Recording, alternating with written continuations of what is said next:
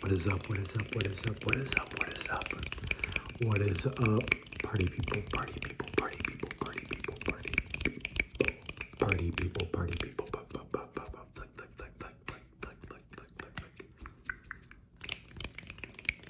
I just tried to do this intro and I have an empty one of these and a full one of these. So I was grabbing one to like tap on, but I grabbed that one. Silly me. I should have had this one on my dominant hand to the right.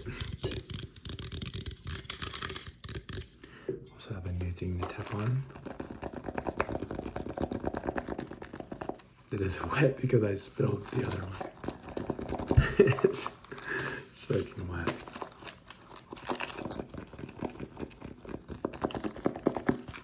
Luckily, it's just sparkling water, of course.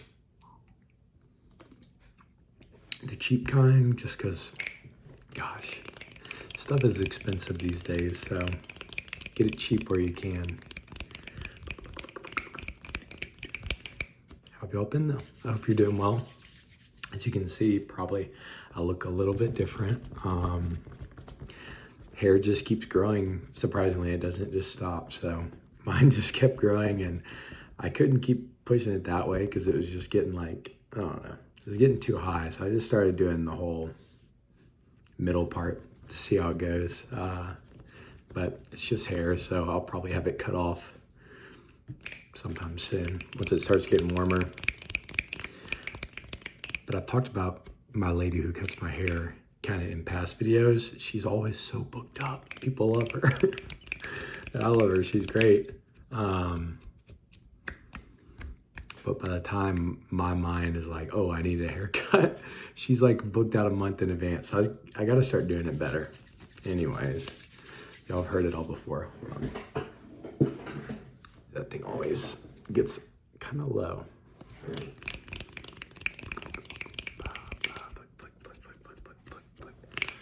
But I want to know how you guys have been. I've been busy as usual, but different kind of busy, not like work and working out and stuff.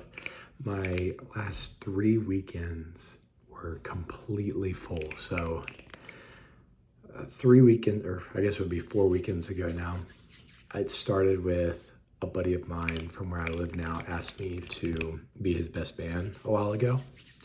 And so I had to come up with a bachelor trip and plan all of it and stuff like that, which is honestly somewhat intimidating if you've never done it before. And I have planned bachelor trips before, but not as the best man, just as like one of the groomsmen, basically. Grab. And so I was honestly pretty nervous to make sure that it was gonna be fun and he was gonna have a good time. Especially since it was all my plans, like nobody else really helped much. But we decided to go to Gatlinburg, Tennessee. If you've ever been there, it's awesome. It's a cool place. And got a cabin with a hot tub and hung out. Just honestly had a great time. We went and ate some really good restaurants. I introduced them to Brazilian style pizza, which was the bomb. I've had it before, but they didn't even know what it was, basically. And if you don't know what it was, if you're listening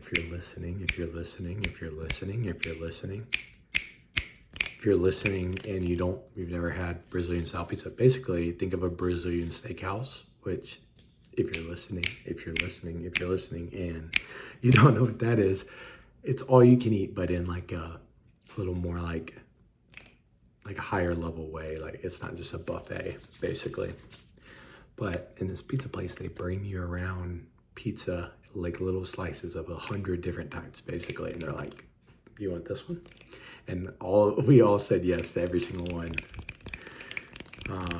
Gosh, it was so fun. Trying all the different pizzas, just laughing, having a good time with the boys. It was so good. So that was 3 weekends ago. The very next weekend was the wedding, and I was the best man, and whew, that is nerve-wracking. I won't lie, being the best man. I knew I had to do a speech, and I've done I've probably done 19 speeches now, being a groom in a wedding, but they were always at the rehearsal dinner. And me and all my guy friends, we always do speeches for each other. And so like pretty much everybody talks, you know. And so I was used to it, but I always go off the cuff. I've never written a single thing down in all the like 19 times or however many times I've done it. I don't know, probably less, but never written a thing down at all. And it always goes great. It goes really well. Like I'm nervous, but then it just flows. And yeah, well, being the best man, I was like, I can't leave it up to chance. I can't just hope that I come up with something while I'm standing there. And I wanted it to mean a little bit more. So I wrote it down, and gosh, reading off of basically like a script. Like I know you've all seen the meme where the girl's like, Kelsey, if I knew 10 years ago when we met, standing here today, that I would be your maid of honor, I would have thought I was crazy. I don't know. Whatever they say, like the old cliche of the bridesmaid just reading off of a notes thing on her phone. That was me. Or that's how it felt. And so reading off my phone. It wasn't like that though. Like I had a lot of great stuff to say. But I was like, that was so hard. I did not sound good. I felt nervous, all that stuff. When I got off, and everybody's like I had random people from his family and the groom's or the bride's family being like, thank you so much for saying all that about him. Like I didn't know him that well before this. I'm so glad I got to hear it. And other people coming up, that was a great speech. That was so good. And maybe they were just gassing me up, but I was like, it did not feel that way.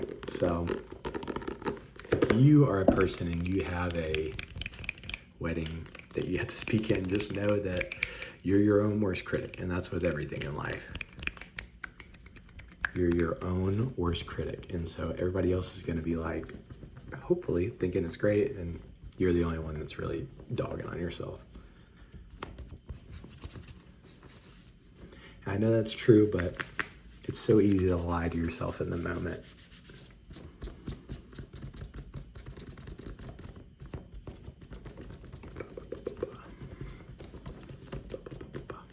But wedding and bachelorship, it really just went amazing. It as good as it could have, in my opinion. The groom, who's my buddy, was so thankful. He came up to me afterwards, just hugging me like, dude, thank you so much. And so I was really glad to be able to like celebrate him and make him feel loved and special, you know, because I think that's all anybody ever wants, you know.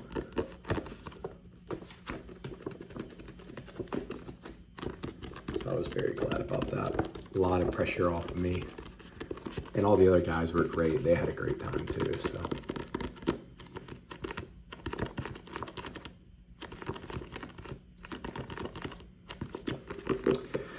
So that's 2 out of 3 weekends. Third weekend, less pressure, but still full weekend. I had a ski trip planned out to Beach Mountain, North Carolina. If you know where that is, shout out to you. Gosh, coolest place ever. I love that town. Sorry, I'm trying to grab something. I love that town. I love skiing, so it's a lot of fun.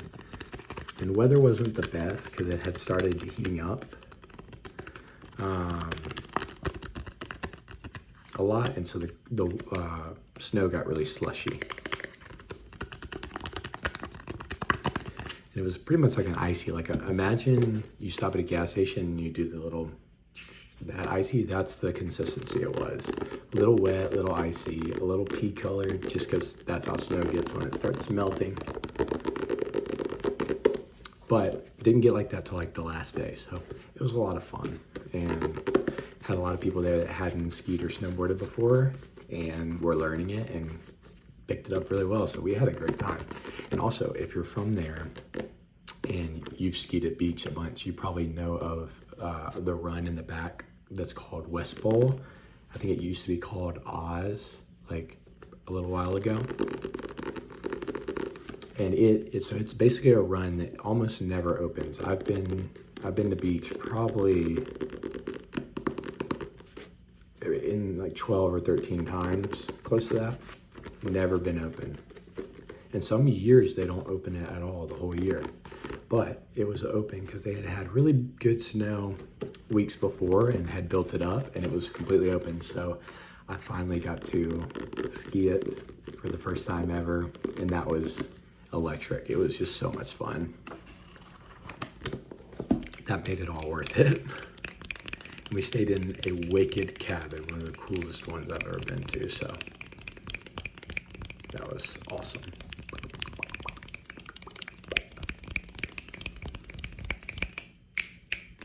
And my friends who have a baby brought their baby along, which was super cool because we were like, you still gotta come.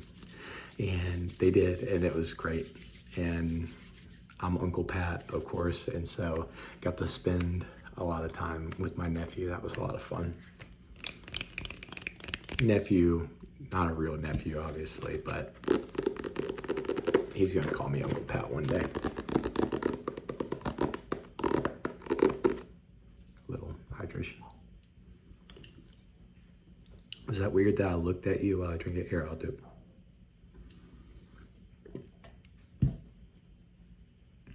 Oh, you know how sometimes, oh, that hurt. Sometimes it's a really fizzy drink and you take a sip and it's like it gets bigger in your throat. Pause. It's like I don't know, it hurts. Anyways. Whew. Yeah, that was not great, but we still love you. Not as good as LaCroix, of course, but we do what we have to. This is basically has all my Xbox like Elite controller things in it. I know, nerd alert.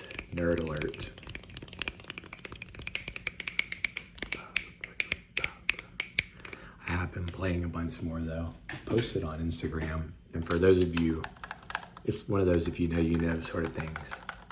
But I got Diamond 3 in Marvel Rivals, and I've just been playing Rivals a bunch. So much fun. Oh, I love that game.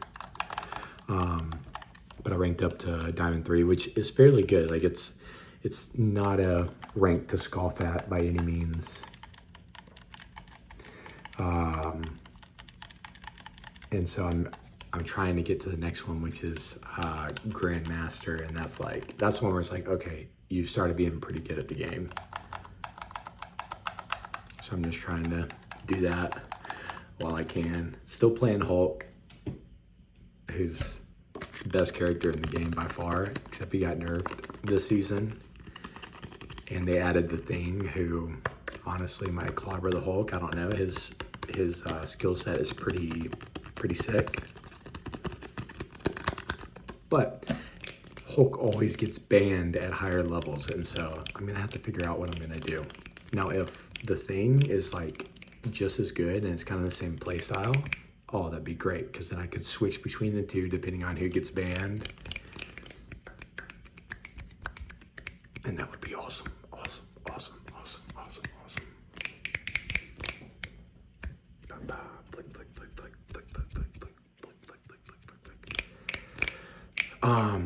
But every time I try to play something else, it just sucks. It sucks so much because I'm not good at them. And so I lose, or I just don't play well, and I'm like, this is embarrassing. Like, this is what I get mad at other people for doing, so why would I sit there and pretty much throw games just trying to play some rando hero that I've never played. But of the ones that I'm also not good at, I played Invisible Woman and Star-Lord the most, and I'm all right at them, not great. Like, if I go positive with Star-Lord, I'm feeling somewhat good about myself, which is like the bare minimum, by far the bare minimum.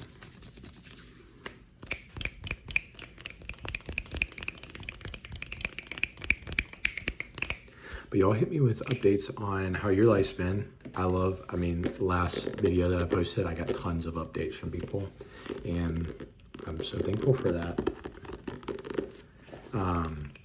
I still read them every day when they come in, so thank you guys for those comments and for the kind words.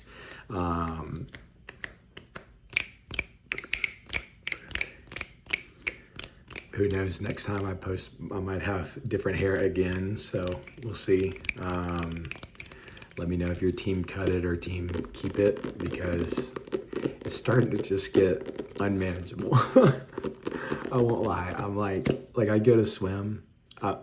So I'm teaching one of my buddies who doesn't know how to swim. I'm teaching him how to swim, just because I grew up swimming, and then also I was a lifeguard and a swim instructor. So I was like, dude, I can do it for you, because he's gone to the Y to try to do it, and then he's had another friend try to teach him.